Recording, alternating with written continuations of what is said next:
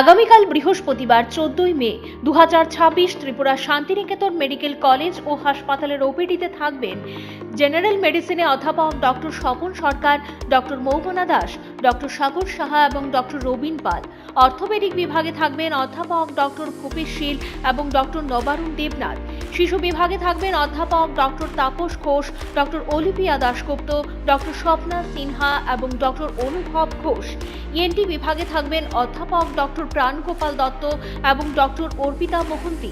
প্রসূতি ও স্ত্রী বিভাগে থাকবেন অধ্যাপক ডক্টর মোহিত কমল কুমার জৈন। চক্ষু বিভাগে থাকবেন ডক্টর প্রণবেন্দু বর্মন, ডক্টর পাইচন্দ্র মগ এবং ডক্টর টুসি মলসন। এনেস্থেশিয়া বিভাগে থাকবেন ডক্টর শুভাশিস দাম। এন্টিরেপিস বিভাগে থাকবেন ডক্টর মিশুক দাস। জেনারেল সার্জারিতে থাকবেন ডক্টর দেবদীপ দেবনাথ এবং ডক্টর মিমানি দে। ডেন্টাল বিভাগে থাকবেন ডক্টর দীপরাজ দালাল এবং ডক্টর জয়শ্রী মজুমদার। ফিজিওথেরাপিতে থাকবেন অরিন্দম বিশ্বাস ও স্লিমা সাহা। শান্তিনিকেতন মেডিকেল কলেজ এবং হাসপাতালে ওপিডির পাশাপাশি আইপিডি বিভাগও চালু রয়েছে। আইপিডি বিভাগে আয়ুষ্মান ভারত পরিষেবার সুযোগও উপলব্ধ রয়েছে।